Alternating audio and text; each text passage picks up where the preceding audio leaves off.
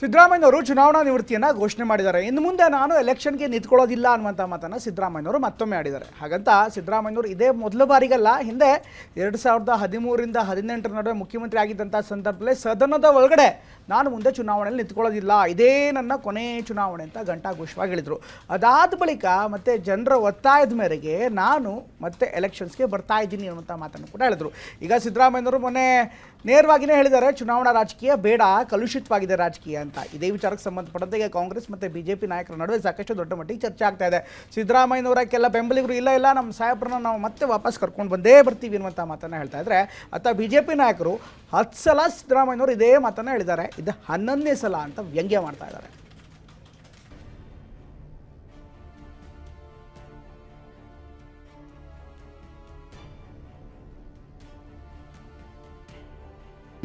ಮತ್ತೆ 2028ಗೆ ನಾನು ಚುನಾವಣೆಯಲ್ಲಿ ಸ್ಪರ್ಧೆ ಮಾಡಲ್ಲ.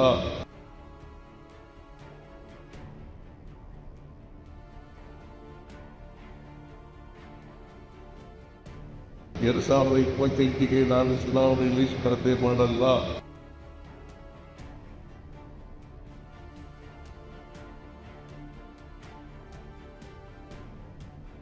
ರಾಜ್ಯ ರಾಜಕಾರಣದಲ್ಲಿ ಸಿದ್ದರಾಮಯ್ಯನವರ ಚುನಾವಣಾ ನಿವೃತ್ತಿ ಬಗ್ಗೆ ಚರ್ಚೆಯಾಗ್ತಾ ಇದೆ.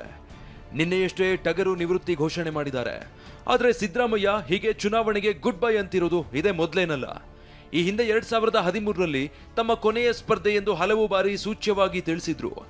2018ರಲ್ಲೂ ಬಾದಾಮಿ ಕ್ಷೇತ್ರದಲ್ಲಿ ಸ್ಪರ್ಧಿಸಿದಾಗ ಇದೇ ನನ್ನ ಕಡೆಯ ಚುನಾವಣೆ ಅಂದಿದ್ರು.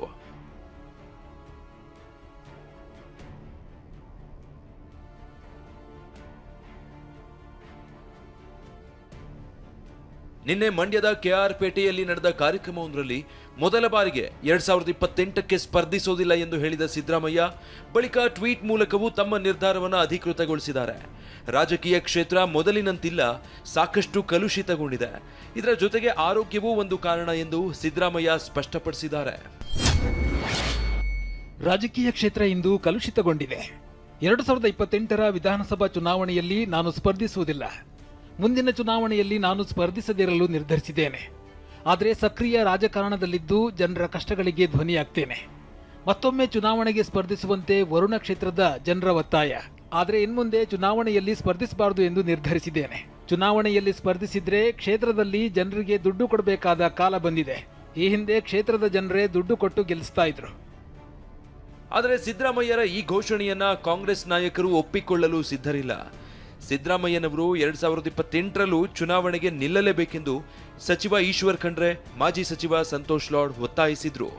ಸಿದ್ದರಾಮಯ್ಯನವರು ಮಾಸ್ ಲೀಡರ್ ಇದ್ದಾರೆ, ಅವರು ಮತ್ತೆ ಚುನಾವಣೆಯಲ್ಲಿ ಸ್ಪರ್ಧೆ ಮಾಡಬೇಕು, ರಾಜಕೀಯದಲ್ಲಿ ಇರಬೇಕು, ನಮ್ಮೆಲ್ಲರಿಗೆ ಮಾರ್ಗದರ್ಶನ ಮಾಡಬೇಕು ಅನ್ನುವಂಥದ್ದು ನಮ್ಮೆಲ್ಲರ ಒಂದು ಕರ್ನಾಟಕ ರಾಜ್ಯದಲ್ಲಿರುವಂಥ ಎಲ್ಲ ಕಾಂಗ್ರೆಸ್ ಕಾರ್ಯಕರ್ತರ ಒಂದು ಅನಿಸಿಕೆ. ಅಬ್ವಿಯಸ್ಲಿ ಅದನ್ನ ನಾವು ಗೌರವಿಸಬೇಕಾಗತ್ತೆ. ಯಾಕಂದರೆ ನನ್ನ ವೈಯಕ್ತಿಕವಾಗಿ ನೋಡಿದ್ರೆ ಅವ್ರು ಕಂಟೆಸ್ಟ್ ಮಾಡಬೇಕೆಂಬುದೇ, ನನ್ನ ವೈಯಕ್ತಿಕವಾಗಿ ನೀವು ನೋಡಿದ್ರೆ ಅವ್ರು ಕಂಟೆಸ್ಟ್ ಮಾಡಬೇಕೆಂಬ ನನ್ನ ಆಸೆ.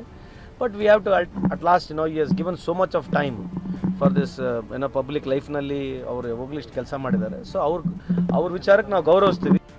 ಇನ್ನು ಸಿದ್ದರಾಮಯ್ಯ ಚುನಾವಣಾ ನಿವೃತ್ತಿಗೆ ರಾಜಕೀಯ ಕಲುಷಿತಗೊಂಡಿದೆ ಎಂಬ ಕಾರಣ ಕೊಟ್ಟಿದ್ರು. ಈ ಕಾರಣವನ್ನ ಅರ್ಥಗರ್ಭಿತ ಅಂತ ಕೆಪಿಸಿಸಿ ಅಧ್ಯಕ್ಷ ಹರಿಪ್ರಸಾದ್ ಕರೆದಿದ್ದಾರೆ.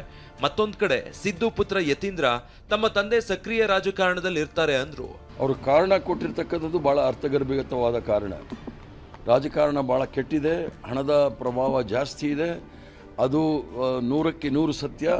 ತೋಳು ಬಲ, ಹಣದ ಬಲ ಇದೆ, ತೊಂದರೆ ಇಲ್ಲ, ಕಪ್ಪು ಹಣದ ಬಲ ಇವೆಲ್ಲವೂ ಸಹ ಇರೋದ್ರಿಂದ ಅವರು ಬೇಸತ್ತು ರಾಜೀನಾಮೆ ಕೊಟ್ಟಿದ್ದಾರೆ. ಅವ್ರ ಕಾರಣ ಭಾಳ ಮುಖ್ಯ. ಮೊದಲಿಂದನೂ ಕೂಡ ತಂದೆಯವರು ಅದನ್ನೇ ಹೇಳಿದ್ರು, ಅವ್ರು ಮುಖ್ಯಮಂತ್ರಿಗಳಾಗಿದ್ದಾಗಲೂ ಅದೇ ಹೇಳ್ತಾ ಇದ್ರು, 2028 ಚುನಾವಣೆಯಲ್ಲಿ ನಾನು ನಿಲ್ಲೋದಿಲ್ಲ ಅಂತ. ಸೊ ಹಾಗಾಗಿ ಮೊದಲೇ ಅವ್ರು ತೀರ್ಮಾನ ಮಾಡಿದ್ದಾರೆ. ಅವ್ರ ತೀರ್ಮಾನಕ್ಕೆ ನಾವೆಲ್ಲರೂ ಗೌರವ ಕೊಡೋದು. ಸಕ್ರಿಯ ರಾಜಕಾರಣದಲ್ಲಂತೂ ಇದ್ದೇ ಇರ್ತಾರೆ, ಚುನಾವಣಾ ರಾಜಕೀಯ ಬಿಟ್ಟರು ಕೂಡ ಸಕ್ರಿಯ ರಾಜಕಾರಣದಲ್ಲಿ ಇದ್ದೇ ಇರ್ತಾರೆ. ಕಾಂಗ್ರೆಸ್ ನಾಯಕರು ಸಿದ್ದರಾಮಯ್ಯ ಘೋಷಣೆಗೆ ಹೀಗೆ ಪ್ರತಿಕ್ರಿಯಿಸಿದ್ರೆ, ಇತ್ತ ವಿಪಕ್ಷ ನಾಯಕ ಆರ್ ಅಶೋಕ್ ಸಿದ್ದರಾಮಯ್ಯ ನಿವೃತ್ತಿ ಘೋಷಣೆ ಬಗ್ಗೆ ವ್ಯಂಗ್ಯವಾಡಿದ್ದಾರೆ. ಸಿದ್ದರಾಮಯ್ಯ ಚುನಾವಣೆಗೆ ನಿಲ್ಲಲ್ಲ ಅಂದ್ರೆ ಖಂಡಿತವಾಗಿಯೂ ನಿಲ್ತಾರೆ ಅಂದಿದ್ದಾರೆ. ಸಿದ್ದರಾಮಯ್ಯನವರು ಇದು 10ನೇ ಬಾರಿ ಹೇಳ್ತಾ ಇರೋದು, ಈಗ 11ನೇ ಬಾರಿ ಇನ್ನೊಂದ್ಸರಿ ಹೇಳ್ಬೇಕಷ್ಟೇ. 10 ಆಗೋಗ್ಬಿಟ್ಟಿದೆ. ಅವರು ಬಹಳಷ್ಟು ಕಳೆದ 10 ವರ್ಷದಿಂದ ಹೇಳ್ತಾನೆ ಇದ್ದಾರೆ, ನಾನು ರಾಜಕೀಯ ನಿವೃತ್ತಿ ನಿಲ್ಲಲ್ಲ ಎಲೆಕ್ಷನ್ಗೆ ಅಂತ ಹೇಳ್ತಾನೆ ಇದ್ದಾರೆ. ತಿರ್ಗಾ ಆಮೇಲೆ ಬಂದರು, ಕಾಂಗ್ರೆಸ್ ಅವರೆಲ್ಲ ಬಂದು ನನ್ನ ಕಾಲು ಹಿಡ್ಕೊಂಡ್ರು, ಅದಕ್ಕೋಸ್ಕರ ಮತ್ತೆ ನಾನು ಸ್ಪರ್ಧೆ ಮಾಡ್ತೀನಿ, BJP ವಿರುದ್ಧ ಹೋರಾಟ ಅಂತ ಹೇಳ್ತಾ ಇದ್ದಾರೆ. ಕಾಮನ್ ಆಗಿ ಅವರು 16 ಬಾರಿ ಹೇಳಿದ್ದಾರೆ ರಿಟೈರ್ಡ್ ಅಂತ. ಅವ್ರು ರಿಟೈರ್ಡ್ ಅಂತ ಹೇಳಿದ್ರೆ ಗ್ಯಾರಂಟಿ ನಿಂತ್ಕೊಂತಾರೆ ಅಂತ ಅರ್ಥ. ಅವರು ನಿಂತ್ಕೊಂತೀನಿ ಅಂದರೆ, ನಾನು ಎಲೆಕ್ಷನ್ ನಿಂತ್ಕೊಂತೀನಿ ಅಂದರೆ ಅವ್ರು ನಿಲ್ಲಲ್ಲ. ಮೇ 28ರಂದು ಮುಖ್ಯಮಂತ್ರಿ ಸ್ಥಾನದಿಂದ ಕೆಳಗಿಳಿದಾಗ್ಲೂ ಸಕ್ರಿಯ ರಾಜಕಾರಣದಲ್ಲಿ ಮುಂದುವರಿತೀನಿ ಎಂದಿದ್ದ ಸಿದ್ದರಾಮಯ್ಯ ಈಗಲೂ ಅದನ್ನೇ ಪುನರುಚ್ಚರಿಸಿದ್ದಾರೆ.